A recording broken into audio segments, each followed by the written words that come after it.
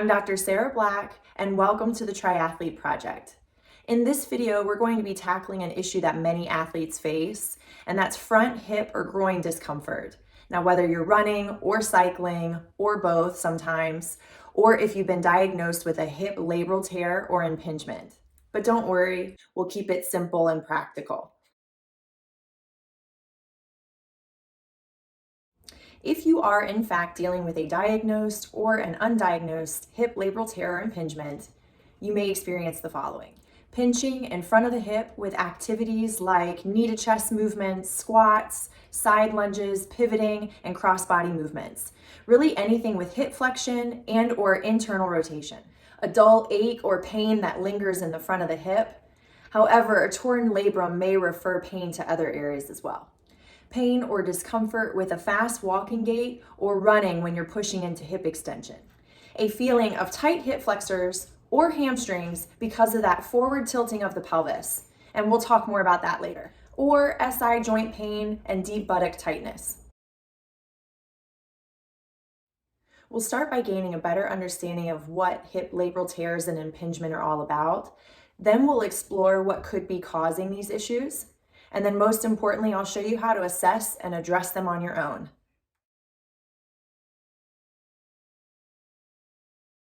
Now let's talk numbers for just a minute. Just how common are hip labral tears? Recent research shows that they're surprisingly prevalent, affecting 33 to 85% of athletes, even when they aren't complaining of any discomfort. That's quite a wide range, isn't it? Some athletes in this review were asymptomatic, meaning they felt no pain. So this raises an interesting question. Is a labral tear the primary source of that nagging front, hip, or groin pain that you're experiencing? If you're watching this video, you might have received a hip labral tear or FAI diagnosis through imaging, or you might even be considering surgery. In my professional opinion, a labral tear likely contributes to instability of the hip. Now, a healthy labrum provides stability, support, and cushioning by vacuum sealing over the femoral head. When the labrum is impacted by an impingement or a tear, the surrounding muscles have to work harder due to that loss of stability. And the obvious reality is that triathletes need hip stability for their sport, so this can be a big problem. The good news is that you can balance out these aggravated muscles and reduce your pain. But this can be challenging, especially for those maintaining an aggressive aero position on the bike or high mileage running, but it's certainly not impossible. The front of the labrum is the most commonly torn, and the muscles at the front of the hip work in tandem with that anterior labrum and supporting ligaments to prevent excessive forward movement of the femur in the socket.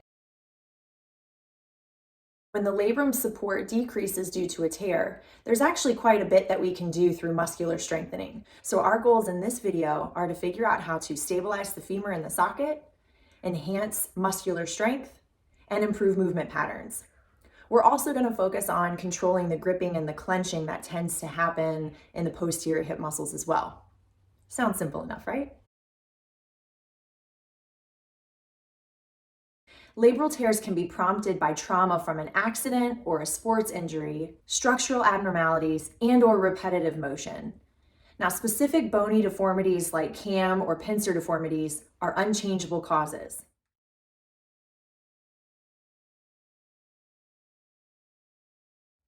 And we can't change the lesions or tears with conservative strategies once they've occurred. What we can alter through evidence-based physical therapy includes gripping or clenching of the muscles in the back of the hip. Now, the deep hip rotators and the lower glute muscles can become too overactive, which falsely stabilizes, but then drives the femur forward. Weakness in the muscles that hold the femur back in the socket, such as the anterior glute med, the rectus femoris, iliacus, and psoas. And poor core coordination. We need to work on coordinating the core muscles to limit spinal movement and improve back body expansion. Posture and an excessive forward tilting of the pelvis. Now, research indicates an increased anterior pelvic tilt in those with FAI by 7.6 degrees for the entire walking gait cycle. So you can imagine what this means for a running stride. Always having a feeling of tight hip flexors. Now, when we get to the proposed exercises in a minute, we're going to actually avoid stretching because that just exacerbates the problem. And then glute weakness. If the glutes are weak, then that results in a decreased contribution of force during hip extension and then an increased anterior hip force translation. So with these, we're talking about more degenerative changes over time. And triathletes are more prone to this issue because of that repetitive hip extension, primarily with running. Strong muscles, free from gripping or clenching, enhance joint stability, which is crucial if the labrum is compromised. So we'll focus on that, but also on pelvic position and orientation to minimize the pinching between the femoral head and the socket. To conduct a self-assessment, start by performing squats, side lunges, and cross-body movements. These exercises will help you identify any pinching in the front of the hip. Additionally, try the knee to chest test while lying on your back to evaluate for any pain or limitations in hip flexion. If you notice restricted hip flexion, think about how this might impact your aerodynamic position when cycling. It's also beneficial to examine your everyday posture. Have someone take a picture of your side profile to check your pelvic and hip alignment, as well as checking for any excessive curve in the lower back. These simple methods are effective for identifying any muscle imbalances and movement issues. It's also a good idea to perform cycling and running self-assessments. You can find instructional videos on our YouTube channel that guide you through recording these assessments yourself.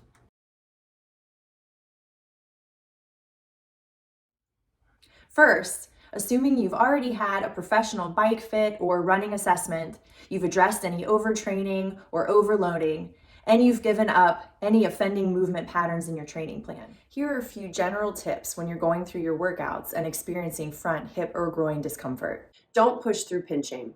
It's best to just reduce your range of motion in these cases. Avoid extremes of hip extension in the beginning. Don't stretch those hip flexors. Always end in an athletic stance with hip hinging exercises. Don't thrust the hips forward. Add a heel lift for squats to reduce flexing the hips too early in the movement and to reduce pinching. And maintain a tripod foot position for all of your movements.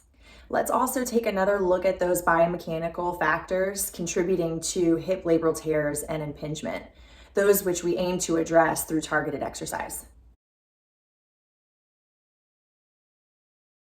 In this video, we'll focus on level 1 exercises, an essential first step for those experiencing front hip or groin pain. They are designed to gently introduce your hip to rehab and strengthening exercises. And when you're ready to advance, check out the level 2 and level 3 exercise handbook on the website.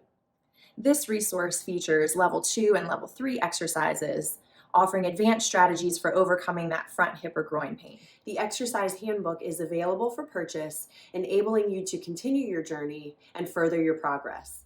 The upcoming exercises will provide a starting point and a plan to empower you rather than leave you helpless. While not a guaranteed solution, they're worth a shot. Here are 4 exercises to include before your bike or run sessions. Begin with foam rolling and ball release to your quads, hamstrings, and hip flexors to elicit neurodampening and downregulation. Practice child's pose breathing using a rolled yoga mat to encourage back body expansion and enhance core function. Incorporate deep squat breathing while holding onto something in front of you. And conclude with hamstring isometrics on hands and knees, positioning your feet against the wall to help you find those hamstrings. Next, let's look at 4 strengthening techniques to integrate into your strength training routine, ideally 2 to 3 times a week. Start with an elevated side plank, emphasizing a posterior pelvic tilt. Perform the 90-90 hamstring bridge, opting for either double or single leg variations, depending on any hamstring cramping. Engage in a split stance hip hinge against the wall, concentrating on maintaining a neutral spine and effectively opening the back of the hip as you move towards the wall. Finish with a front plank hold against the wall, tying it all together by focusing on a posterior pelvic tilt and a hamstring drag against the wall. And that's the plan for front hip or groin discomfort. As I mentioned earlier, consider this a solid starting point. The time required to see adaptation from this program can vary due to multiple factors. Give it a try and let me know how it goes. I'm eager to hear your feedback in the comments. And if you know a fellow triathlete who could benefit from this video, please share it with them. I'll see you next time for more insights and tips here at the Triathlete Project.